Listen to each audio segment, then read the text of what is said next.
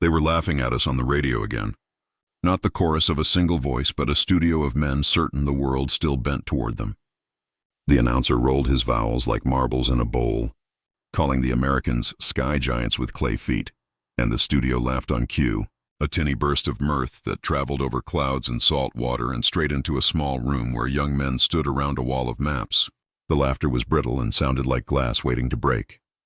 The orders came down quiet, as if the mission might be frightened away by anything louder. Fingers traced contrails on colored string. Chalk squeaked through a corridor of narrow straits and cold reaches and into a country that had hammered its own map into steel. Bomb lines were marked, rally points circled, alternate fields chalked like second chances. The intelligence major had a throat raw from the night. He cleared it and tapped the longest string. "This is the spine." His voice explained flak concentrations, spoke of armored trains and new batteries moved into the woods, then paused on the word escorts, as though it were a prayer he wasn't sure how to say. Someone coughed. Someone else swore under his breath and stopped when he remembered he wasn't alone. Dawn arrived without asking permission, lifting a pall of frost from the hard stands and making the oil-slick puddles shimmer like warnings. Mechanics moved with a sleepless grace between the flying fortresses, their jackets dark with grease and their pockets heavy with tools that shared the cold. Ground crews spoke in a language of touches and taps and tugged hoses that hissed like serpents. One man ran his palm down the nose art of a bomber, the painted figure there smiling with a certainty no one felt. He said something only the aluminum could hear. In the distance, a tractor coughed a rhythm. Someone whistled 2 bars and stopped, embarrassed by the cheer of it. On the dispersal track, the 4 engines of the first fortress began their long negotiation with the morning. Number 3 coughed, shivered, then caught. The propeller blurred into a circle, a little sun of its own. One by one the big iron birds came alive, their shadows sliding under them like obedient dogs. In a mess hall left behind, mugs still steamed. A letter on a table waited for a stamp. A deck of cards lay like an unfinished argument. They rose, heavy with fuel and fate, and climbed into air that grew thinner and more honest with every 1,000 feet. Inside the belly, where aluminum and rivets had more personality than names, a radio operator adjusted his set and tucked a photograph back into his log. The interphone clicked with life. Pilot to navigator, navigator to bombardier, tail gunner testing his throat with a check that sounded suddenly like a hymn. Frost crept down the perspex like an advancing army. The crew spoke in procedural words because the alternative was to speak about themselves. Somewhere ahead, the sun found the lead ship's wings and wrote a line of fire along them. Far below, a small boat moved on the winter sea like a sentence ending in a period. And then, as the formation reached the height where the earth becomes a rumor, the first black blossoms of flak opened in the distance, delicate as ink drops in water until you remembered what lived inside them. The bombardier watched the clock hands slide, felt the lead ship's small adjustments pass through the yoke and along the wing to his bones. The first flak belt lay across the route like barbed wire in the sky. It began at the edges, puffs that misjudged the altitude, a practice line by men who would, in a breath, become poets of the gun. The next salvo found its music. Shells burst with a cough of black that made the sky look bruised. The navigator called drift. The pilot corrected. The engineer watched temperatures like a priest checking the incandescence of sacred lamps. In the waist, the gunner laughed once, a sharp, unplanned sound, and then remembered the faces of the mechanics and fell back into silence.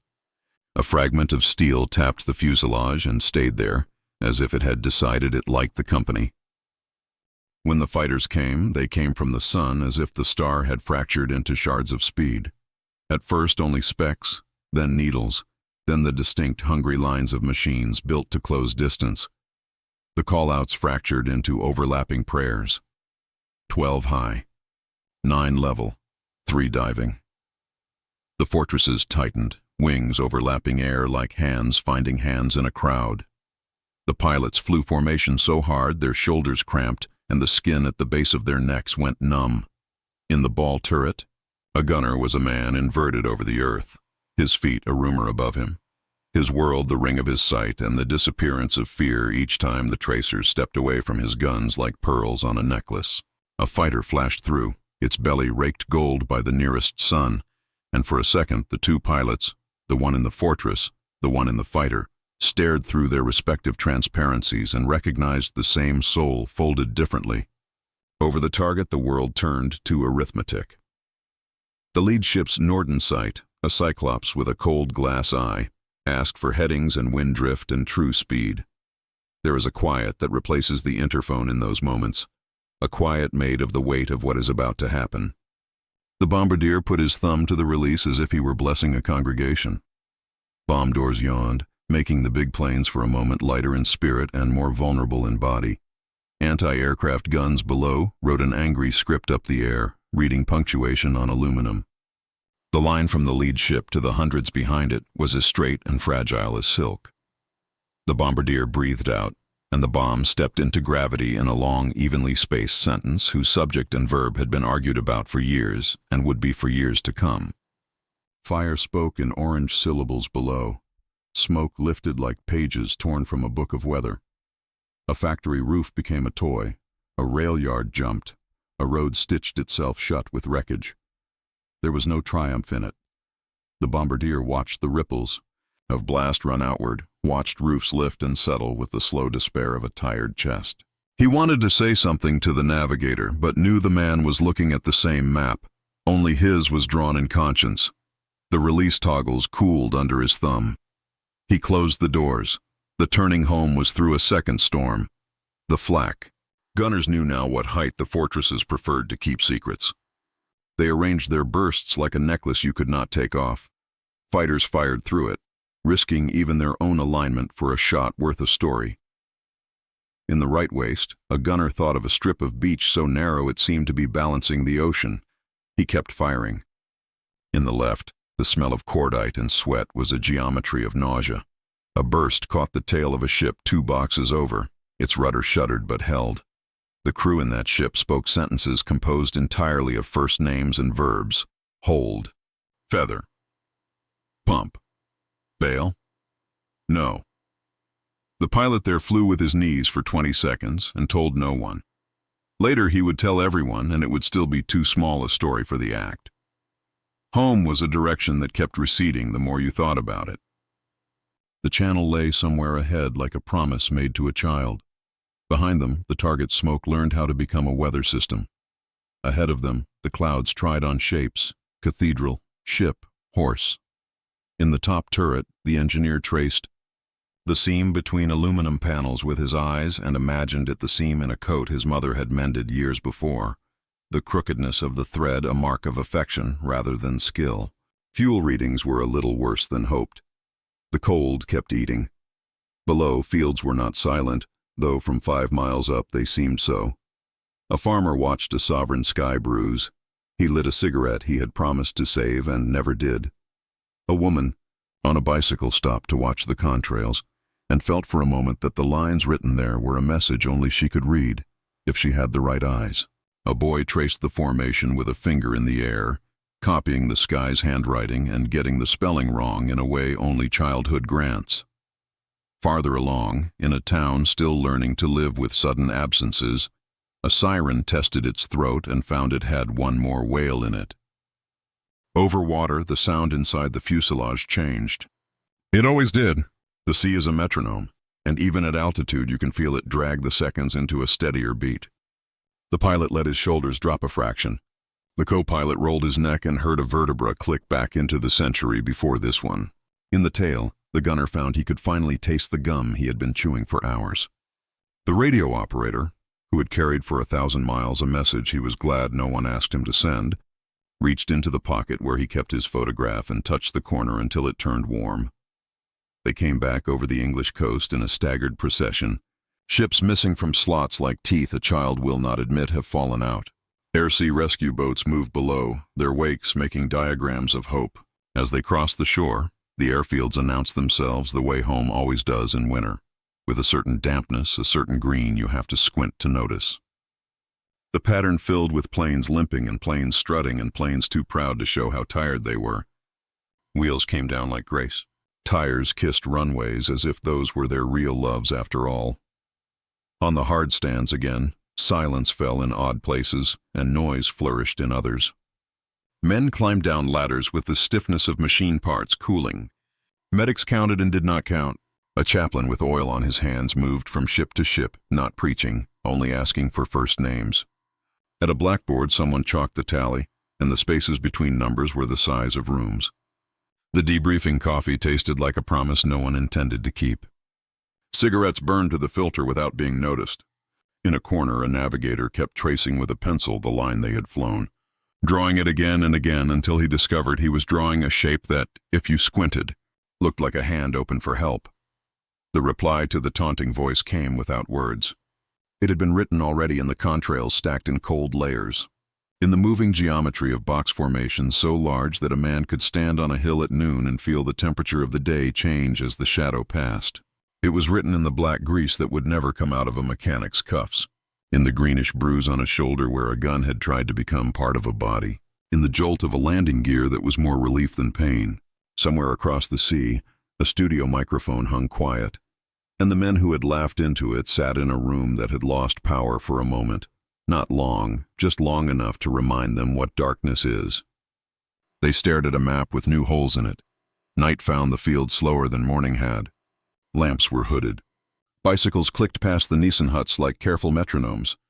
An engine block ticked as it cooled. A ground crewman unfolded a letter and read a paragraph twice without understanding it. In a hut where a dozen men slept like a single beast, one of them woke, sat up, and listened to the wind moving its soft hands over tin. He thought of the bombs that had stepped from his plane like solemn men leaving a church, and he wondered again whether the arithmetic had been right. He lay back down. Sleep did not come quickly, but when it arrived, it carried in its pockets a small mercy. In the morning, the announcer's voice continued its old business elsewhere. But here, on this patch of England that smelled of oil and grass and hope, the fortresses sat in a long, patient row, their noses pointed at a horizon that knew their names. Someone would say the enemy had mocked them, had called them clay-footed giants. Someone else would shrug. They had the sky, and it would be morning again, and the maps would be chalked, and the laughter from distant studios would dissolve like breath on cold glass when 1,000 engines breathed in and decided once more to go. And if you were to stand on the hill that looks down on those hard stands, if you were to stand there on a day when the sun is neither friend nor enemy, you might see how the light fits around a wing, how shadow is the first language of flight, and how the sky, when filled properly, darkens not like a storm, but like a promise about to be kept. Night did not keep its promise of sleep. The field curled into itself like a hand, knuckles of Nissan huts tight against the wind. The chaplain's bicycle clicked past puddles that remembered propeller wash. Somewhere a door banged and stayed ajar, and cold crept in as if it had a pass. Inside the operations hut, the light had the patience of a librarian. Men stared at maps as if the right kind of looking could draw tomorrow into a gentler shape. The intelligence major rubbed his temples, and when he opened his eyes, he found the same blue pencil waiting there, eager to draw lines that would have to hold as firmly as steel. On a bench by the flight line, a tail gunner unthreaded his scarf and wrapped it again, slower this time, and let his thoughts walk backwards along the route home until they found the moment when the channel first showed as a lighter gray. He took out a pencil stub and, without choosing to, sketched a horizon line on the back of a service envelope. Under it he drew the mouths of bomb bays closing like tired eyes. He told himself it was only a picture, and then he folded the paper and slid it into a pocket that had never quite been mended right. Across the sea, in a city that kept secrets in basements and sleep in shallow dishes, a woman shook soot out of a towel and watched it make a small weather of its own in her kitchen. She had counted the night's sirens like beads on a string and run out of string. In the street, a boy kicked a piece of ducting as if it were a ball. It clanged, and the sound startled pigeons that had learned to live with the vocabulary of war but still distrusted its grammar.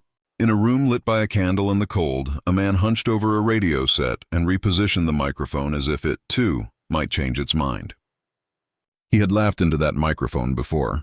He spoke into it now with a tighter mouth. He tasted dust. Dawn rehearsed, then arrived, a shy pianist finally letting the first notes loose.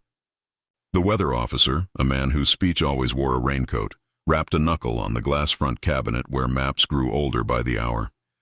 "Jet stream's easing," he said to the air as much as to the people, and the air seemed to lean closer.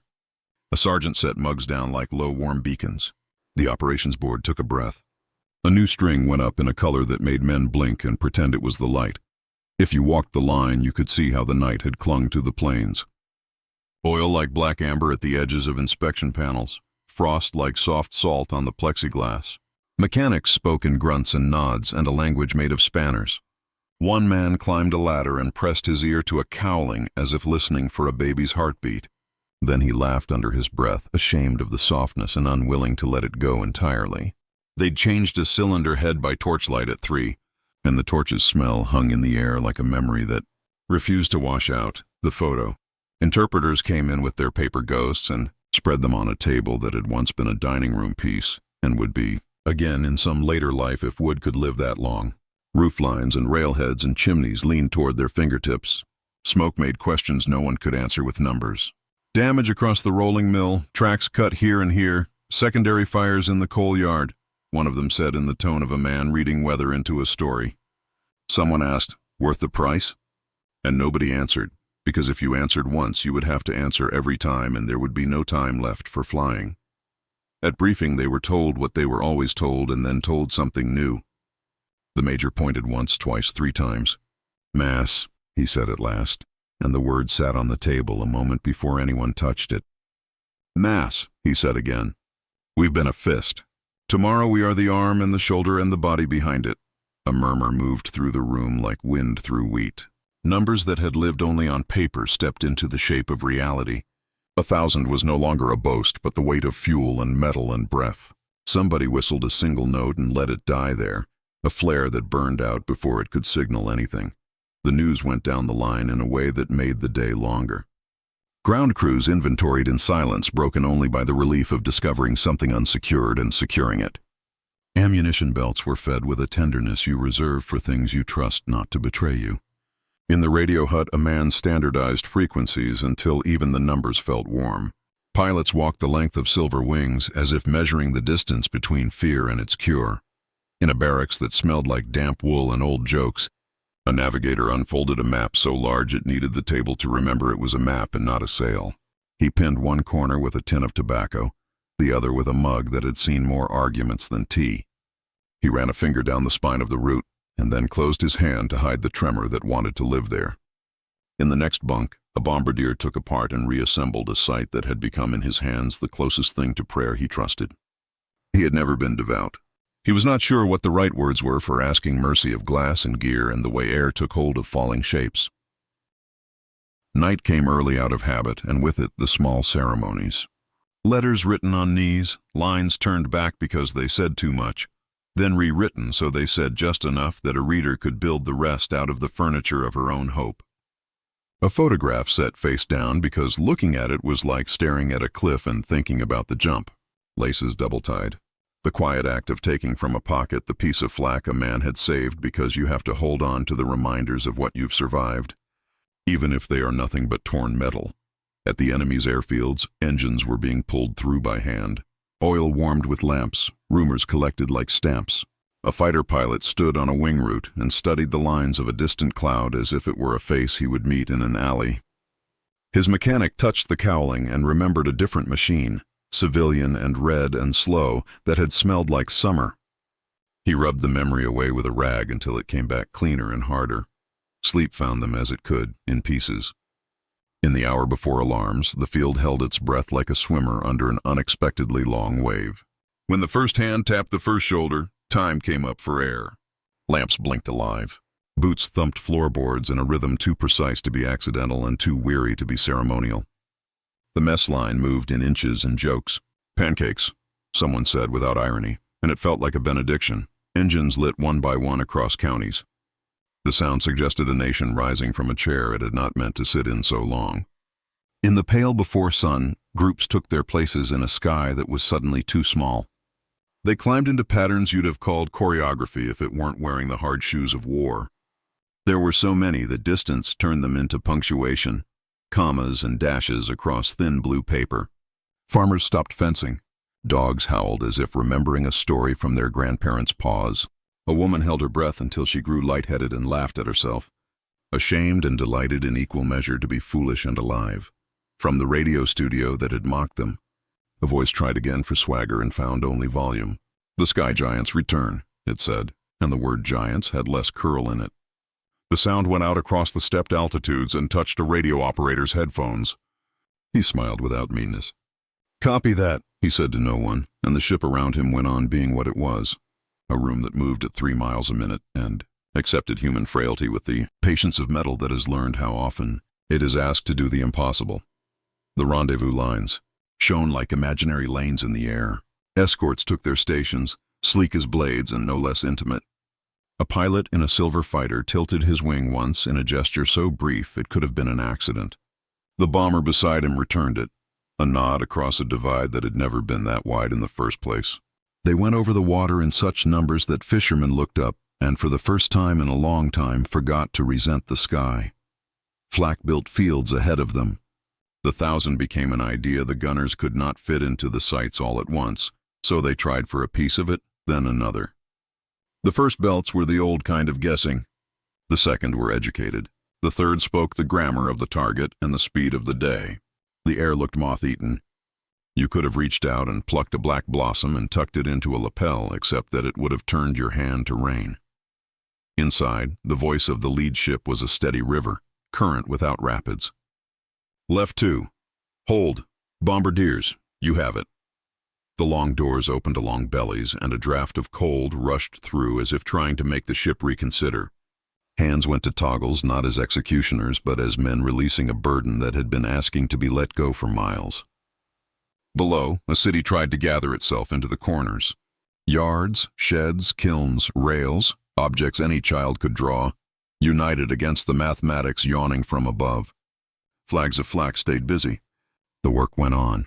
One ship took a hit that stole the color from a man's voice. He said the words he had practiced, and then a few he hadn't. Feathering too, and then softer. Easy, easy. The co-pilot placed a hand on the throttle as if calming a horse.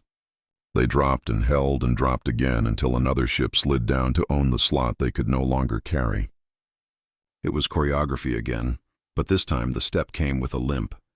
And the dancer smiled anyway because the music was larger than the pain. Over the target there is always a moment when you wish for something that does not exist. That a bomb might change its mind in midair, that a roof could raise a white flag, that a factory might, once touched so perfectly by gravity and fuse, resolve not into destruction, but into the knowledge that it would never again build anything that needed to be destroyed. The bombardier felt the wish rise and did not give in to it. Wishes are fuel, and you can't afford wrong mixtures at altitude. The turn, was like shepherding an army through a doorway. The sky filled with intentions crossing at dignified angles. Radiomen stood by words they hoped not to say. Gunners followed cursors made of light and lead and time. Somewhere a fighter would not unstick from the tail of a ship. And an escort arrived in an arc so elegant it could have been ballet if it weren't made of speed and flame and the exact distance between bravery and luck. The escort fired. The fighter fell away with a gesture, part shrug, part smoke, and for a second there was room to breathe, homeward. If 1,000 ships can have a single thought, the thought was this: hold together. The channel shone like something you could drink if you were only a little taller. Engines coughed and then found their manners. The sun decided which crews would squint and which would complain. In the waist, a gunner ungloved one hand and discovered the air could still hurt him. He pulled the glove back on and told himself this was dignity. In the tail, a man found a lucky charm he had forgotten to remember, and loving it felt like luck refusing to be called by its name. They came over the coast in waves. A geography lesson revised by iron and persistence. The pattern grew crowded with relief, which is a messy emotion on a calm day. Wheels hunted for runways. Tires made noises like old promises coming true. Flaps, grateful, took the strain and then signed the logbook with a flourish that would have embarrassed them if anyone had been watching. On the field, everything happened at once and in the correct order. Ground crews ran without looking like they were running. Medics walked fast and were everywhere. An ambulance coughed and silenced itself like a man clearing his throat at the wrong time. A pilot stepped to the ground and discovered the earth had shifted just enough to make his legs tell the truth about the hours. A radio operator handed his headset to someone else and made a joke that was not funny. He smiled anyway, so the joke wouldn't be lonely. Debrief filled rooms with steam and the smell of wet wool and pencil shavings. The chalkboard wrote totals and then rewrote them. the arithmetic struggling to behave in the presence of grief. The chaplain said nothing for a long time and then said a name. Others followed, and the room grew smaller and larger at once, the way places do when they are asked to hold too much.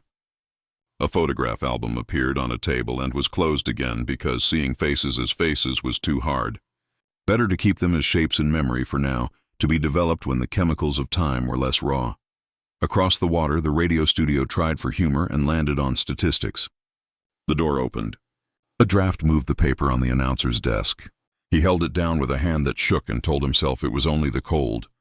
He read words about reserve strength and industrial dispersal and closed with a joke that did not so much end as stop. When the light went off, he said nothing and heard everything. A man in the corner coughed with the deliberation of someone trying on a different opinion. Night returned. You could hear the field settle, the creak of cooling engines like old ships in a harbor. Bicycles whispered past again. Somewhere a laugh surprised itself and then apologized. A mechanic stretched, spine popping like knuckles, and stared at a propeller blade that had returned whole from a day designed to break it. He touched it once and swore softly, and not at it but for it, a wordless gratitude that lived in grease and fingernails. In a hut, a navigator sat with a pencil and drew the world smaller. He cut down the sea to the size of a saucer. He made the target a thumbnail, then a dot. At last he drew only a line, and at the end of the line he wrote a single letter that stood for home, and closed his eyes and saw not a hut, not a bed, but a field with a wind that knew his name. He folded the paper and tried to sleep. The wind outside did its best lullaby. The next day did not permit anyone to become a statue. Weather played cards with patience and won. High command argued with itself in a way that looked like agreement. The word sustained gained weight. Photographs married plans. Pencils produced the geography of tomorrow, as if it were a crime scene that had not yet occurred. Rumors came and went like birds startled from hedges by a bicycle bell. One of the rescued crews came back nose down on a launch and nose up in spirit. They smelled of salt and a kind of laughter that can't help itself. A man wrapped in blankets with a face the color of paper told the story of the moment the sea had become the right choice. He told it twice. In the telling, the water in his hair became part of the narrative, a punctuation the audience nodded to. Afterward, he was given a mug he would remember forever for the way it warmed his hands and the way it made speech unnecessary. The enemy met to reconsider math. Guns were moved. Camouflage was practiced harder, with brooms and soot and the discipline of people whose jobs had suddenly become impossible. A woman in a shop that would not open that day counted inventory that had nothing to do with stock and everything to do with the number of faces she saw in the morning. She arrived at a total for which the ledger had no column. Back at the field, the 1,000 reduced themselves to smaller things. A bolt retorqued. A sight tested. A patch riveted over a hole where yesterday had tried to write its name in metal. A pilot wrote 3 lines on a scrap. If it is morning, I will fly. If it is not morning, I will wait. If it is neither, I will still find a way. He tucked the paper under a cushion, not because he wanted anyone to read it, but because he wanted it not to be only in his head. When the next morning came, it was gray and chose not to apologize. The 1,000 did what thousands do when they are made of individuals. They became a single thing by trying very hard to remain themselves. Engines signed the day's ledger.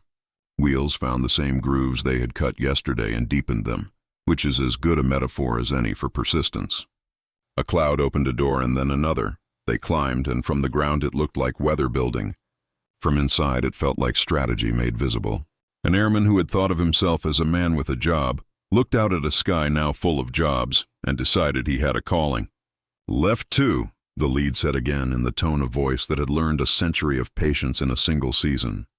Bombardiers leaned into their sights as if there were words there only they could see. They did not look for absolution. They looked for rail lines and roof angles, and the particular shine a kiln throws when the light is wrong. The studio that had promised jokes ran a music program for an hour and then lied about why. Across town, in a building with sandbags for gardens, a man with more stars than anyone in the room took off his glasses and cleaned them with a handkerchief that had never felt so much like a white flag. He put them back on, and the building returned to focus, which was both the problem and the solution. Below the formation, trains slowed their hearts. Trucks tried for back roads that had forgotten how to be roads. A cyclist put a foot down and squinted up, and in that minute she appeared in 100 photographs that would never be taken. A single figure under a temporary eclipse that would have the lasting power of stone in memory. She inhaled smoke and decided to keep the cough for later. The 1,000 passed. The 1,000 did what large things do when they decide to be gentle as far as their job will allow. The 1,000 made their shadow into a statement and their noise into a thesis. The reply, if anyone wanted one, had been issued, not in the language of broadcasters, but in the grammar of engines and the syntax of formation, and the punctuation of wheels meeting concrete in the right order. Afterward, there were numbers again and the arithmetic that writes itself on chalkboards and hearts. There were letters that took longer to compose. There were men who discovered that laughter was harder in the afternoon and returned softly in the evening if you did not insist. There was a mechanic who took the flak shard a gunner had, saved and soldered a small hole through it, and threaded it with a piece of safety wire so it could be worn around a neck and kept close to a heart that had not. Decided whether it preferred speed or rest, and there was. Out on the far edge of the field, a hill with grass that bowed to the wind without apology. If you stood there at noon on a day when the light did not mind being looked at, you could see how the sky responded to being asked for everything, first with a frown, then with a lesson, and finally with a kind of companionship. The line of bombers on approach looked infinite by the simple trick of distance. They came in, each with its own story carried like a stowaway, and set those stories down a wheel at a time, and were forgiven by the runway for having sinned against gravity, as all flying things must. Someone turned a radio back on in the mess and found music that had been written before this war and would be played after. The melody walked its careful steps across the room and sat down where it liked, beside a man who had given up on finishing his toast and a woman from the Red Cross who had not given up on anything in 3 years. A headline on a board near the door promised clearer weather, which was one of those sentences you could interpret a dozen ways and none of them wrong, and in the studio, far away and too near, someone said the word giants again, and the word did not land quite where it used to. It fell shorter. It looked up. It learned to listen. The wind shifted in the afternoon and carried the smell of the sea up over the hedges, as if the channel had decided to visit without being asked. A crew chief paused with a torque wrench in his hand and let the salt touch his tongue. He thought of a beach he hadn't seen in years and of the way waves keep their appointments without clocks. Then he went back to the bolt that would either complain on climb-out or stay quiet because he had asked it to. In the parachute loft, silk whispered over calloused palms. A rigger checked harnesses by feel, counting with fingertips. Numbers lived better in skin than on paper here. One pack had a tiny stitched repair near the hinge, work so careful it looked like mercy disguised as thread. The rigger closed it, pressed the buckles flat, and set it in a neat row with the others, all of them like folded promises. At the far edge of the dispersal, a pair of boys from the village leaned their bicycles against a fence post and watched a crew practice emergency drills on an empty airframe. The boys tried to memorize the rhythm of it, the clatter, the shouts, the precise untangling of bodies, and knew they would forget pieces, but keep enough to retell in kitchens later, when stories could be held in both hands like bowls. One of them asked the other if planes could get tired. Only when people do, the other said, and felt wiser than he was. The weather ship returned with its canopy spattered and its pilot squinting as though the sky had written something too bright to read. He climbed down, tapped a cigarette from a packet, and never lit it. "Clear lanes opening past the coast," he said. "Cloud building inland. If you mean to go, go clean." The phrase traveled in a straight line to the operations hut and set itself on a shelf with the other true things. Someone wheeled a cart of spare oxygen bottles past a line of nose art that made a little museum out of the morning. A name in block letters, a figure with a grin, a set of dice, a pair of eyes looking sideways like a joke told under breath, each one a small rebellion painted in enamel and faith. A pilot reached to touch his ship's letter and stopped half an inch shy, as if to touch would make it more real than he could afford. He let his hand fall and laughed once softly, because he had remembered something that didn't hurt. Across the water, an air raid shelter door stuck on its swollen hinge and then gave with a noise that sounded like a large animal deciding not to be angry. People stepped out into a street changed by light alone. A shop window had survived by accident and showed a mannequin with its head turned too far, Someone straightened it and felt as if they'd set a bone. Far above, the vapor lines were already fading, chalk on a wet slate, and the city, stubborn as weeds, resumed the rude ordinary of living. Back on the field, the sequence of small salvations continued. A mess cook sneaked an extra ladle of stew to a tail gunner who hadn't asked. A clerk with cramped handwriting rewrote a list more neatly so the names would look cared for. The chaplain, sleeves rolled, replaced a flat on a bicycle and said nothing when his fingers came away black. In a hut, a radio operator held his photograph at a slightly different angle and discovered the face he loved was smiling in a way he hadn't noticed. The discovery felt like a letter arriving out of order, and he put it down quickly so the day wouldn't shift around it. The 1,000 was not in the sky now. Not as a single body, but you could still feel it in the air like the aftershock of a choir. Resonance lived in the hangar rafters and under the corrugations of the Quonset roofs. When a gull crossed overhead, it seemed absurdly to fly a little straighter, as if impressed by what it had seen. The field took a breath and let it out slow. At twilight, a civilian lorry brought crates that rattled like stubborn maracas. Flares, fuses, a bundle of maps smelling of ink and slept-on hands. A young officer signed and then, because he was young, thanked the driver as if gratitude could be stored like fuel. The driver nodded and said he'd be back, whether asked or not. His taillights stitched a red seam along the lane and vanished into the hedgerows. That night the moon came up with a bruise around it, a halo that made superstitious men find other things to look at. Bats swept the airfield's edge like punctuation marks correcting sentences nobody wanted to write. A mechanic finished his logbook line with a flourish that embarrassed him and crossed it out, then recopied it plainly.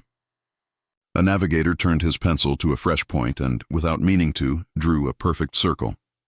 He looked at it a long time, then shaded the center until it became a small dark sun and closed the notebook as if he'd trapped something gentle inside. Somewhere the laughing voice tried one more time, smaller now, its courage bought on credit. It reached the ear of a man lying awake and he almost smiled. He'd learned the trick of not arguing with radios. Engines had the last word. Formation did.